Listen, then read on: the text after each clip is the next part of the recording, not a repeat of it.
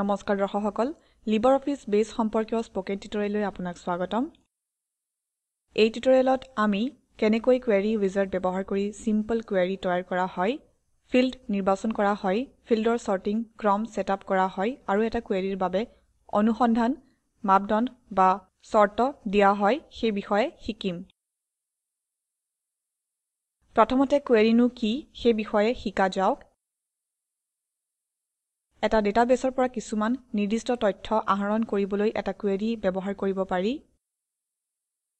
অন্য ভাষাত আমি দিয়া কিছুমান চৰ্তৰ ভিত্তিত ডেটাবেছটোত আমি অনুসন্ধান চলাব পাৰো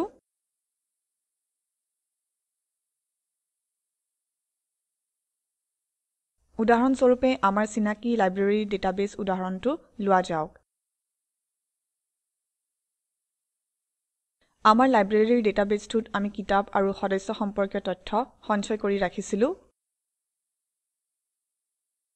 এতিয়া আমি এই লাইব্ৰেৰী ডেটাবেছটোত লাইব্ৰেৰীৰ সকলো সদস্যৰ বাবে কোয়েৰি কৰিব পাৰো অথবা লাইব্ৰেৰীত নথকা সকলো কিতাপৰ বাবে আমি ডেটাবেছটোত কোয়েৰি কৰিব পাৰো বেছ ব্যৱহাৰ কৰি এটা সিম্পল কোয়েৰি কেনেকৈ তৈয়াৰ কৰিব পাৰি সেই বিষয়ে চোৱা যাওক আমাৰ উদাহৰণটো হ'ব ফোন নম্বৰৰ সৈতে লাইব্ৰেৰীৰ সকলো সদস্যৰ এখন তালিকা তৈয়াৰ কৰা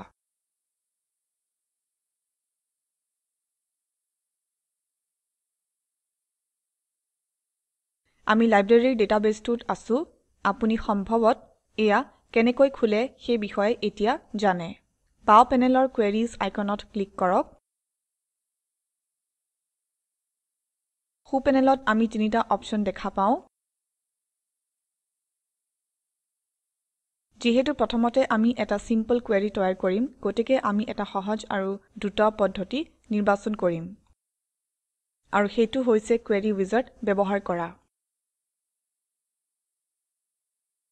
কমপ্লেক্স কোয়েৰিৰ বাবে ক্ৰিয়েট কোয়েৰি ইন ডিজাইন ভিউৰ দৰে সুবিধাজনক অপচন বেছত আছে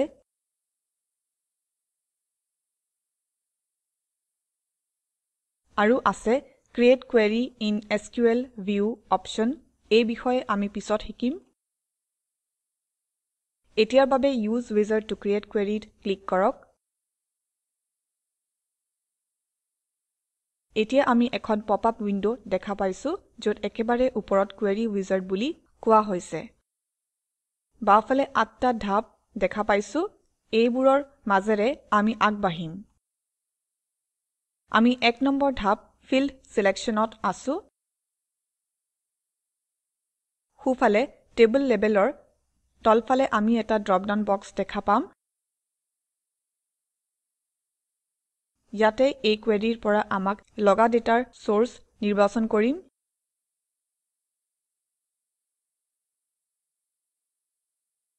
যেহেতু আমাৰ নমুনা কোয়েৰিটোৰ লক্ষ্য হল লাইব্ৰেৰীৰ সকলো সদস্যৰ এখন তালিকা লাভ কৰা গতিকে আমি ড্ৰপ ডাউন বক্সটোৰ টেবলছ মেম্বাৰ্ছত ক্লিক কৰিম এতিয়া বাওঁফালৰ এভেইলেবল ফিল্ডছ তালিকাত থকা নেম ফিল্ডত ডাবল ক্লিক কৰিম আৰু ইয়াক সোঁফালে থকা লিষ্ট বক্সলৈ লৈ যাম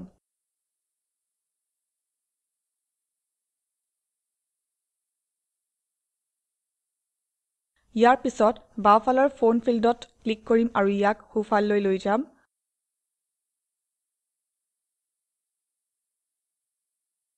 মন কৰিব যে সকলোবোৰ ফিল্ড সোঁফাললৈ নিবলৈ আমি সোঁফালে মুখ কৰি থকা ডবল এৰো বাটন ব্যৱহাৰ কৰিব পাৰো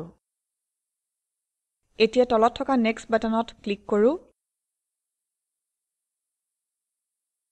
এতিয়া আমি 2 নম্বৰ ধাপ অৰ্থাৎ সৰ্টিং অৰ্ডাৰত উপনীত হলো যেহেতু আমাৰ কোয়েৰিৰ ফলাফল হল সদস্য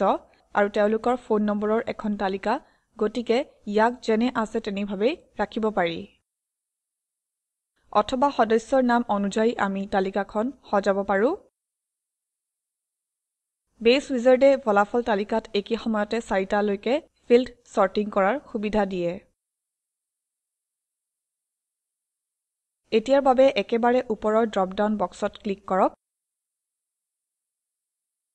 আৰু মেম্বাৰ্ছ নেমত ক্লিক কৰক আমি নামবিলাক এছেণ্ডিং নে ডিচেণ্ডিং ক্ৰমত সজাম সেইটো নিৰ্বাচন কৰি দিব পাৰো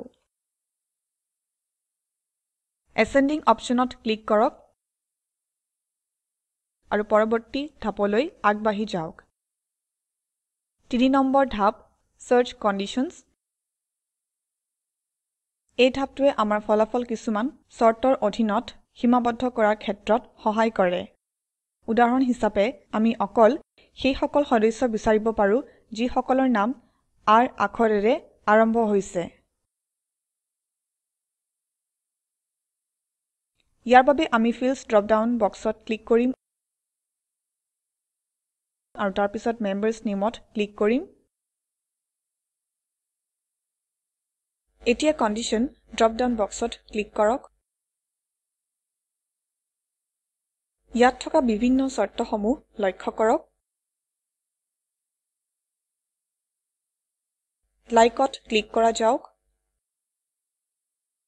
Value টেক্সট বক্সত ডাঙৰ ফলা R আৰু পাৰ্চেন্টেজ চিম্বল টাইপ কৰক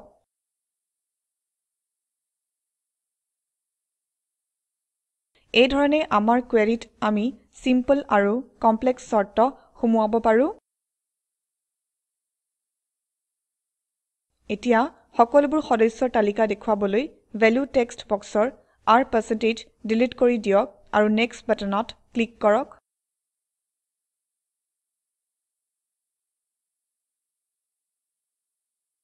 লক্ষ্য কৰক যে আমি 7 নম্বৰ ধাপলৈ জপিয়াই আহিলো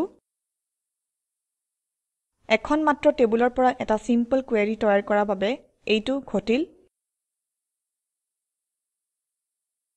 আৰু আমাৰ কোৱেৰিটোৱে সাৰাংশৰ পৰিৱৰ্তে সবিশেষ প্ৰদৰ্শন কৰিব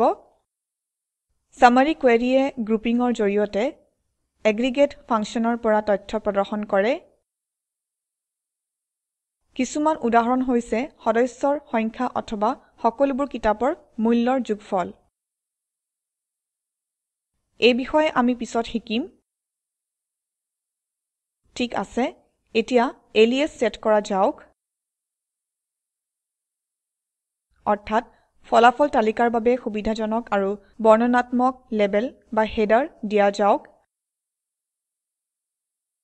সেই অনুসৰি নেম ফিল্ডৰ বাবে মেম্বাৰ নেম আৰু ফোন ফিল্ডৰ বাবে ফোন নম্বৰ বুলি এলিয়াস দিব পাৰি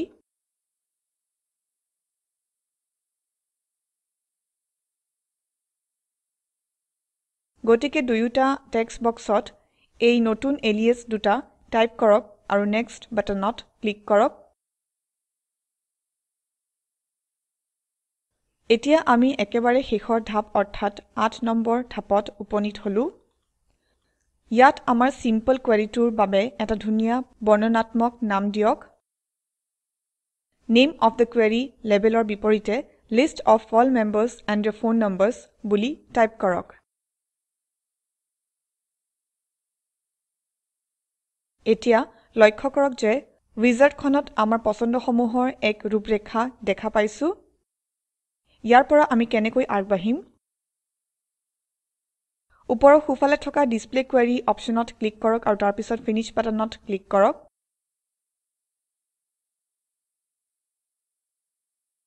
উইজাৰ্ডৰ উইণ্ডখন বন্ধ হৈ গৈছে আৰু list of all members and their phone numbers নামৰ এখন নতুন উইণ্ড খোল খাইছে লক্ষ্য কৰক যে আমি আগতে ভৰ্তি কৰা চাৰিওজন সদস্যৰ নাম তেওঁলোকৰ ফোন নম্বৰৰ সৈতে দেখা পাইছো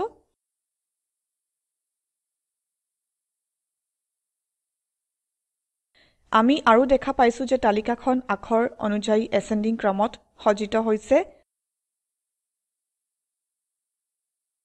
গতিকে এয়া হল আমাৰ প্ৰথম সিম্পল কোৱেৰি আপোনাৰ বাবে এটা এসাইনমেন্ট এসেন্ডিং ক্ৰমত সকলোবোৰ কিতাপৰ তালিকা কৰিবলৈ এটা কোৱেৰি তৈয়াৰ কৰক সকলোবোৰ ফিল্ড অন্তৰ্ভুক্ত কৰক ইয়াক List of all books in the library বুলি নামকৰণ কৰক এইখিনিতে LibreOffice Baseত Creating Queries Using Wizard সম্পৰ্কীয় টিউটৰিয়েলৰ অন্ত পৰিছে সাৰাংশ হিচাপে আমি শিকিলো কেনেকৈ কোৱেৰি উইজাৰ্ড ব্যৱহাৰ কৰি সিম্পল কোৱেৰি তৈয়াৰ কৰা হয় ফিল্ড নিৰ্বাচন কৰা হয় ফিল্ডৰ সৰ্টিং ক্ৰম সেটআপ কৰা হয় আৰু এটা কোৱেৰিৰ বাবে অনুসন্ধান মাপদণ্ড বা চৰ্ত দিয়া হয় spoken tutorial project talk to a teacher প্ৰজেক্টৰ এটা অংগ ইয়াক national mission on education through ICT MHRD government of ইণ্ডিয়াই সহায় কৰিছে এই প্ৰকল্প spoken-tutorial.org-এ কোঅৰ্ডিনেট কৰিছে এই সম্পৰ্কত অধিক তথ্য এই লিংকত পোৱা যাব এই স্ক্ৰিপ্টটো আগবঢ়ালে পল্লৱ প্ৰাণ গোস্বামীয়ে আৰু এয়া আছিল মৌচুমী মেধি IIT বম্বেৰ পৰা